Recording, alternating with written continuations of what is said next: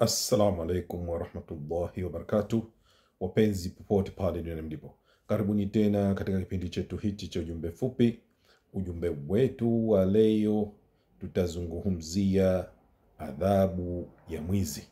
Kama mnakumbuka, katika kipindi kilichopita tulizungumzia kuhusu adhabu ya zinaa, na tukaona maana yake zinaa, tukaona hukumu yake zinaa, na leo hii tutazungumzia kuhusu adhabu ya mwizi. Lakini kabla hatujaendelea mbele, tujiulize, nini maana ya mwizi, au huyu mwizi ni nani? Mwizi kwa kifupi, definition yake au maana yake ni kuchukua mali iliyohifadhiwa.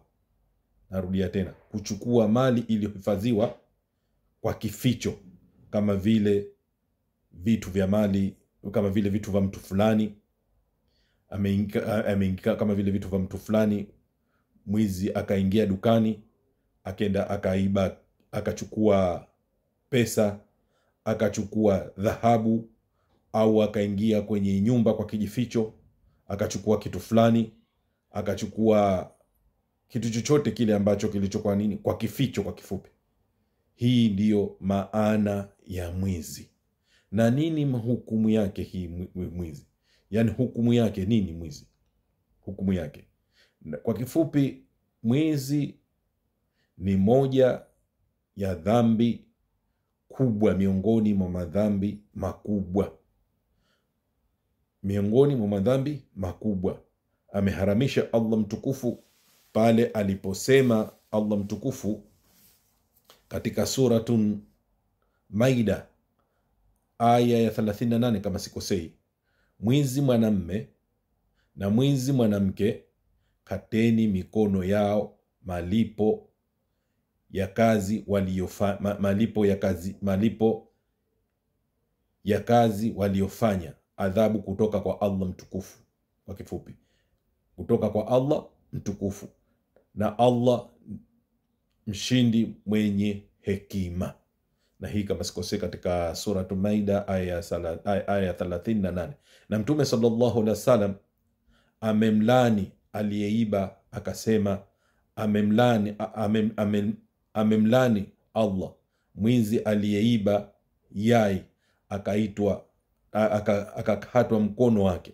Na hadithi hii amepokea Bukhari, Muslim na Nisa na Bin Majah kama sikosei.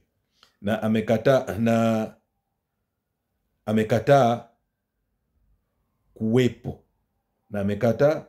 kuwepo kwa imani kwa aliyeiba wakati yani kama mwizi ameiba, Mtume sallallahu alaihi wasallam amekataa kuwepo kwa imani kwa yule mtu ambaye aloiba. Yani kwa kifupi, imani yake haijakamilika kama mtu ukawa wewe unaiba, yani ukawa mwizi. Pale aliposema Mtume sallallahu alaihi wasallam, haibi mwizi wakati anaiba huku akiwa muumini. Yani haiwezekani kuwa unaiba na huku wakati wewe ukiwa muumini. Na hadithi hii kama sikosei akapokea Tirmizi, Nisa alafu akapokea na Ahmed kama sikosei. Wafuasi wake kama wanne nne hivi, lakini mmoja nimemsahau kidogo. Lakini Mtume sallallahu alaihi wasallam anasema haibi mwizi na wakati huko akiwa muumini. Na anasema Mtume tena sallallahu alaihi wasallam, anasema tena Mtume sallallahu alaihi wasallam alipokuwa anafafanua kuwa hiyo ni adhabu miongoni mwa adhabu za Allah inatekelezwa na yeye, pale aliposema naapa. Aliposema tena vipi? Naapa yule kwa nafsi yangu imo mikononi mwake, kama Fatima binti Muhammad angeliiba, basi ningelimkata mkono. Hadithi hii amepokea Muslim kama sikosei, amepokea Muslim. Yani ameapa kuwa ikiwa kama angeliiba Fatima binti Muhammad, yani mwanawe, basi pia angelimkata mkono. Kuonesha kuwa, kwanza hapa anaonesha kuwa yeye ni mtu ni mfanyaji, ni mtenda haki, na vile vile kuonesha ubaya wa tendo hilo. Nafikiri mtanifahamu kwa kifupi. Katika kipindi kijacho tutakuja kuzungumzia nini